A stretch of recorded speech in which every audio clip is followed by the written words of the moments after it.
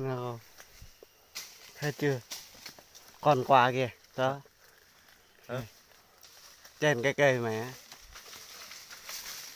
Đâu này? Đâu đấy? Kìa kìa. Phát này. Đây. Đó. Còn quả đó. Dưới kìa. Đó, thấy không? Đây. Ừ. Đây.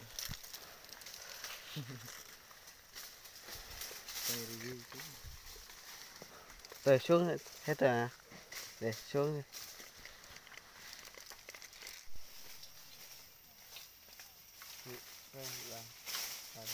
Nó còn bật la cái gì?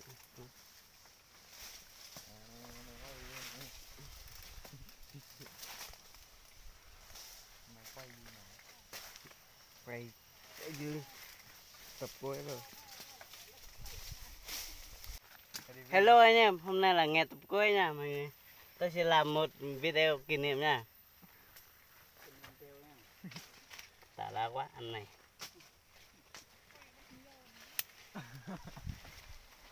Giờ nhặt quả nha, quả maca đây. Đây là thằng Brook nha mọi người. Nó quay mày gì đâu. Nhặt quả. Đây đuôi bao nữa nè. Kéo bao kéo qua xuống dưới kia nha mọi người. Nha cô. Rồi tập quệ là. Tập quệ này. Hôm nay tập quê rồi nha mọi người, thật rất có đấy tập quê rồi nha. Em thức xanh. Chọc lại. Vãn á.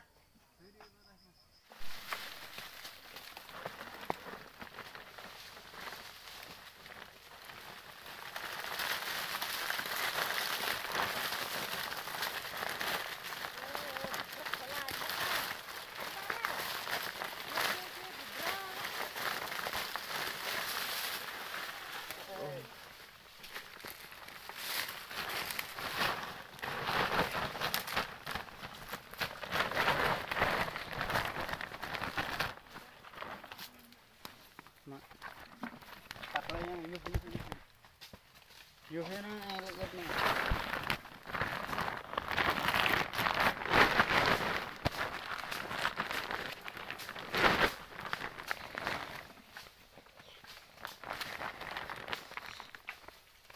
Okay.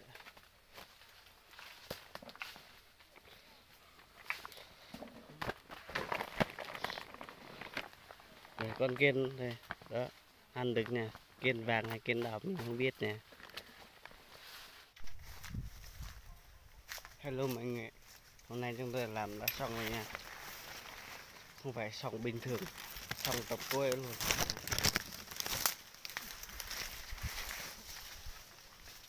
Đi xuống dưới kia, sắp xếp đồ đạc rồi ăn cơm, rồi bỏ lên xe cô cắt rồi về, trở về nhà ông kia.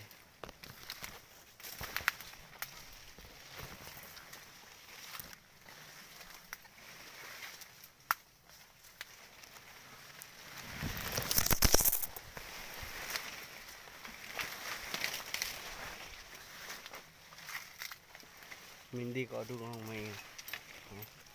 Đi có đúng không? Đó, nhảy xuống phát rung. Ngựa đi khe khé thôi.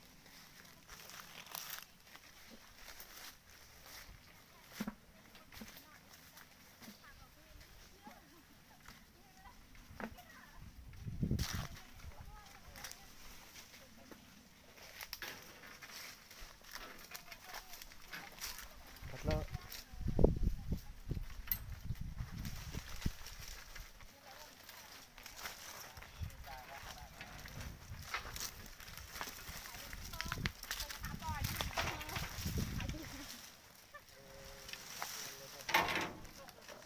Đây món đặc sản nha, đặc sản chè rai nha, món ăn tổng hợp nha mọi người.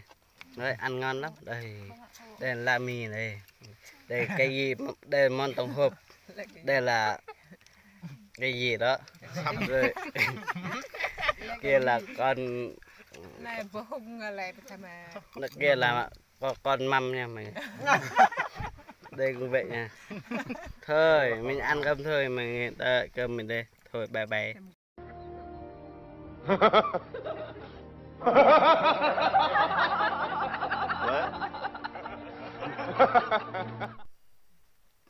Hello anh em nha. Vẫn còn ít đồ ăn. Đây. Hôm nay chúng tôi làm tập cuối này nha mọi người. Hết clip rồi. Hết clip rồi. Ý hiệu. Ý hiệu. Đây mọi người